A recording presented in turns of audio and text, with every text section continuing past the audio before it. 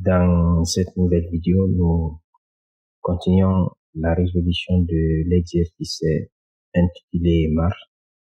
Rappelez-vous que dans la vidéo précédente, nous avons résolu l'exercice concernant la feuille tableau 1.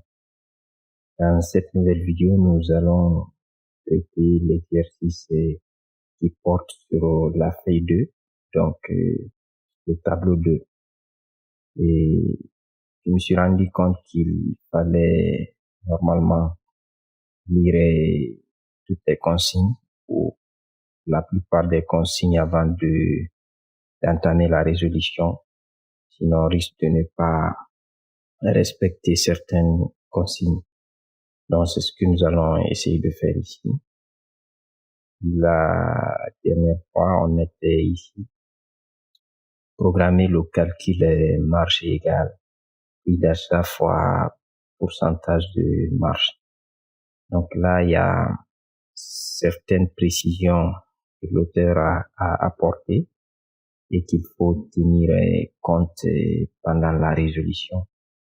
Donc, bon, ne vous inquiétez pas, on a presque respecté certaines.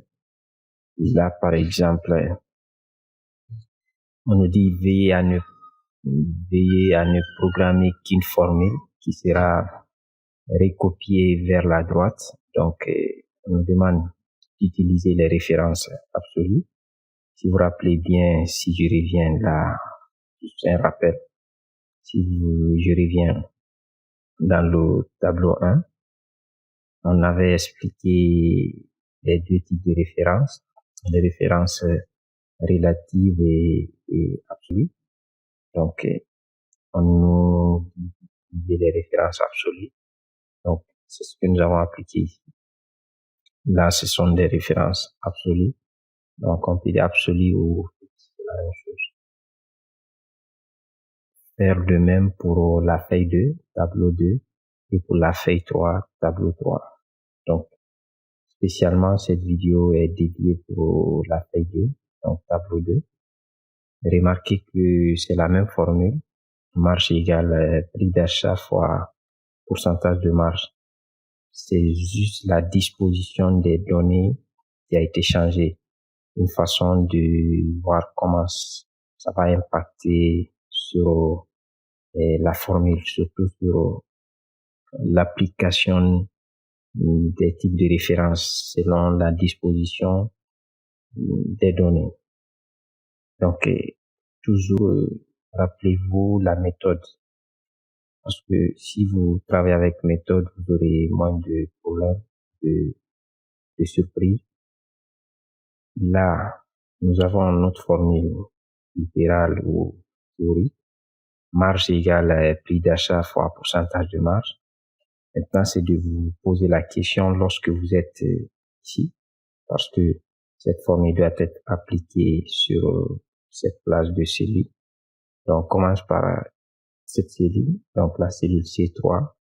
C3, lorsque je suis là, je peux dire que marge égale au prix d'achat que je vais multiplier par le pourcentage de marge ici. Donc, vous êtes d'accord avec moi que ce raisonnement est valable ici. Maintenant, c'est de se dire, est-ce que ce même raisonnement est valable à la cellule de droite ici? C'est vrai, elle peut être, on peut dire ce raisonnement, mais sauf que ce raisonnement n'a pas de sens vu qu'il n'y a pas de données ou de valeur ici. Il n'y a pas de marge, même s'il y a le prix d'achat ici. Donc, on n'a pas intérêt de faire ce raisonnement ici. Ici, le raisonnement est valable, c'est pourquoi on l'a écrit. C3 égale au prix d'achat, B3 ici, que multiplie par la marge. La marge ici, c'est C2. Donc, c'est ce que j'ai fait. Dès que le raisonnement est valable, il faut penser à l'écrit. C'est ce que j'ai fait. Je l'ai écrit. Ensuite, le raisonnement ici, on a vu qu'il n'est pas valable. Il n'a pas de sens parce qu'il n'y a pas de données ici. Donc, je l'ai pas écrit. Je n'ai pas dit D3 égale à, etc. Donc, je reviens maintenant ici. Là, j'étais la cellule de droite. Maintenant, je prends aussi la cellule d'en bas, juste en bas de la cellule et C3 ici. Donc, c'est de droite et en bas. C'est ça. Là, encore, se pose la question, est-ce que le même raisonnement est valable ici? Est-ce que je peux dire marge égale prix d'achat fois pourcentage de marge? Oui, je peux dire ce raisonnement ici est valable. Donc, s'il est valable, je dois l'écrire. Donc, quand je suis là, je suis en C4. Donc, j'ai mis C4 égale le prix d'achat ici, ce n'est plus la même valeur précédemment. Ici, c'était la même valeur, prix d'achat, tableau 1. Sauf que là, la disposition des données a fait que la valeur change au fur et à mesure. Donc, ça veut dire que dans le tableau 2, c'est le prix d'achat qui change au fur et à mesure et que la marge reste fixe. Tandis que dans le tableau 1, le prix d'achat reste fixe et c'est la marge qui varie. Donc, quand je suis là, le prix, la marge égale au prix d'achat, donc B4, je vais voir ici B4, multiplié par la même valeur, la même marge, C2. Donc, on s'est posé les deux principales questions. Est-ce que le raisonnement est valable à la cellule de droite? Est-ce que le raisonnement est valable à la cellule d'en bas? Une fois cela fait, maintenant c'est de vous soucier de l'emplacement du signe dollar. Donc, si nous revenons dans les consignes, bon, c'est vrai que la remarque là concerne le tableau 3, mais il y a une chose qui est importante ici, c'est, on va dire cette phrase. On nous dit, utiliser les références mixtes ou semi-absolues ou semi-relatives. Donc là, c'est des explications qu'on vous apporte. Lorsque vous avez cette forme ou cette notation, $A1, ça veut dire que cela va bloquer uniquement le A. Donc la colonne sera fixe. OK? Mais la ligne va varier. Et lorsque vous avez cette autre notation, comme ça, cela bloque uniquement le 1. Donc la ligne sera bloquée, la ligne va être fixe et que la colonne va varier. Oui. Donc maintenant, il y a des notions théoriques sur ça si ça vous intéresse. Bon, je vous laisse faire des recherches. Là, ce qu'il faut comprendre, c'est que là, par exemple, comme d'habitude, nous allons faire une lecture verticale, savoir est-ce que nous devons mettre le dollar ou pas. Vu que nous avons deux formules ici, on fait une lecture verticale après le signe égal de la gauche vers la droite. Donc, nous lisons les colonnes ici. Nous avons BB dans les qui sont identiques. Et rappelez-vous ce qu'on avait dit. Si les colonnes sont identiques, donc nous devons mettre dollar juste avant la lettre. Donc, je mets dollar ici. Là aussi, je mets dollar. Donc, le dollar là, c'est parce que les deux colonnes sont identiques. PB. Je viens ici, je vois 3 et 4, les lignes ne sont pas identiques. Et si elles ne sont pas identiques, donc on ne met pas de dollar. On passe. Là, nous avons CC, les colonnes sont identiques. Si elles sont identiques, donc je mets dollar ici. Et ensuite, je mets encore juste ici dollar. Désolé. Je mets dollar. OK. Bon, ne vous souciez pas trop de la couleur, tout ça, c'est pour apporter plus de précision. Mais comprenez que le dollar là, c'est juste parce que les deux colonnes là sont identiques et que les dollars là aussi, c'est parce que les deux colonnes là sont identiques.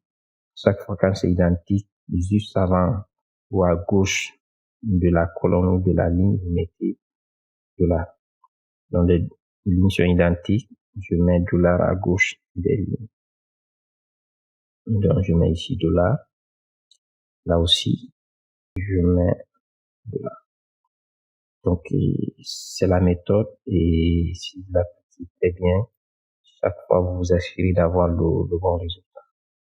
Sans se soucier trop, est-ce que c'est une référence absolue ou semi-absolue.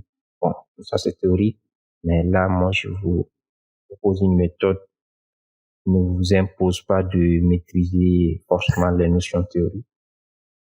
Si vous maîtrisez la méthode et voilà, vous obtenez le résultat. Maintenant que vous avez votre formule, rappelez-vous, on a besoin que de saisir la première formule et ensuite on fait la recopie.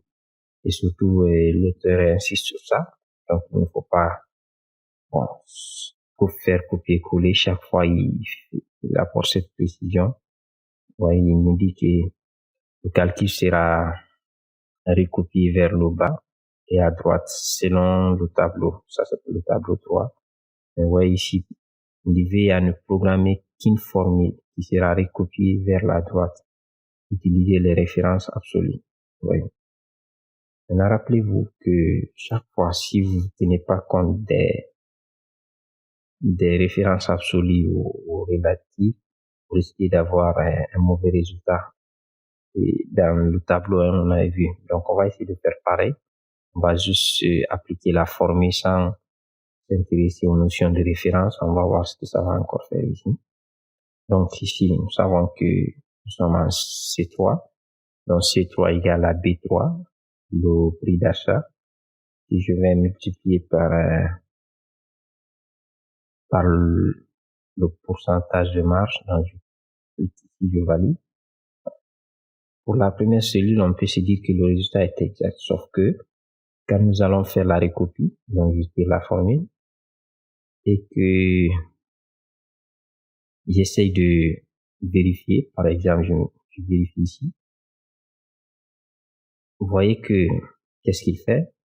Comme on a dit, par défaut, Excel applique les références relatives, ce qui veut dire que l'emplacement des données peuvent changer. Et c'est ce qu'il fait.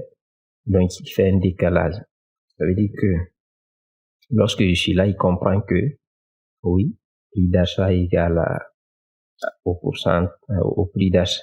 Bon, pardon, marge égale au pourcentage, au prix d'achat ici, multiplié par la marge. Ça, c'est exact. Sauf que quand je viens ici, c'est vrai, il prend le bon prix d'achat, sauf qu'il ne prend pas la bonne marge. Vous voyez? Pourquoi? Parce qu'il fait le décalage. Il comprend qu'au fur et à mesure, nous faisons la recopie, soit du haut vers le bas, donc il doit encore faire le décalage. Vous voyez? Et c'est ce qui fait que la formule n'est pas exacte à partir d'ici jusque-là. C'est pourquoi nous devons absolument tenir compte des références. Nous devons surtout appliquer les références absolues. Et c'est pourquoi nous devons effacer tout ça. J'efface tout. Et vu que nous avons appliqué la formule ou la méthode qui nous a permis de placer exactement les dollars, vous savez que nous avons appliqué les références absolues ou semi-absolues. Là, par exemple, si le dollar n'est pas dans la colonne et la ligne, on dit que c'est semi-absolu. Oui. Là, on peut dire c'est absolu vu que c'est appliqué sur la colonne et sur la ligne. Bon, ça, c'est des notions théoriques. Maintenant, je me positionne ici. Donc, je mets égal. Cette fois-ci, je prends bien B3, sauf que je dois mettre les dollars. Rappelez-vous que sur le clavier, il y a une touche F4. Si vous appuyez une fois, vous avez les dollars. Vous vérifiez si ça correspond exactement à ce qui est là. Donc, ce n'est pas le cas. Vous appuyez une deuxième fois. Vous voyez que le dollar est pour la ligne. Donc, j'appuie une troisième fois. Maintenant, je pense que c'est ça, c'est exact. C'est bon. Ensuite, on met fois. Et fois C2. Je clique sur C2. J'appuie sur F4 une fois. Voilà, je pense que c'est bon. Voilà, une fois que vous êtes sur sûr que votre saisie correspond à ce qui est là, eh bien, vous tapez entrée. Vous avez votre résultat là sans inquiétude.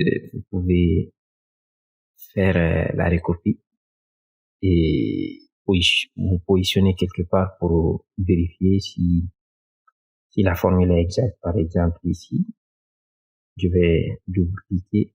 Et quand vous double-cliquez chaque fois, si vous finissez de vérifier, pensez à cliquer sur ce bouton pour valider ou taper la touche entrée. Sinon, si je fais par exemple comme ça et que je me permets d'appuyer au hasard sur des cellules, je risque de fausser mon résultat. Donc, pour éviter ça chaque fois, pensez à valider la formule pour quitter le mode saisie de formule, quoi. Donc là, par exemple, comme d'habitude, vous allez remarquer que la formule là correspond exactement à celle qui est là. Pourtant, on l'a pas saisie, on a juste fait la recopie. Mais vu qu'on a bien géré les références absolues, ça fait que Excel comprend bien que oui, il faut adapter le même modèle du départ. Donc ici, c'est ce qu'il fait. Donc, oui. Donc là, c'est la ligne qui varie, comme on a dit. On n'a pas fixé la ligne. Pourquoi? Parce qu'elle peut varier. Mais là, on a fixé non seulement la colonne C, mais aussi la ligne 2. Donc ici, ça ne bouge pas. Même si vous faites la recopie jusqu'à X fois, cette cellule reste toujours intacte à cause de cela. Donc la formule est exacte. Et que je pense que voilà, pour le tableau 2, c'est tout. Tableau 2, c'est ce qu'il fallait faire. Et là, on passe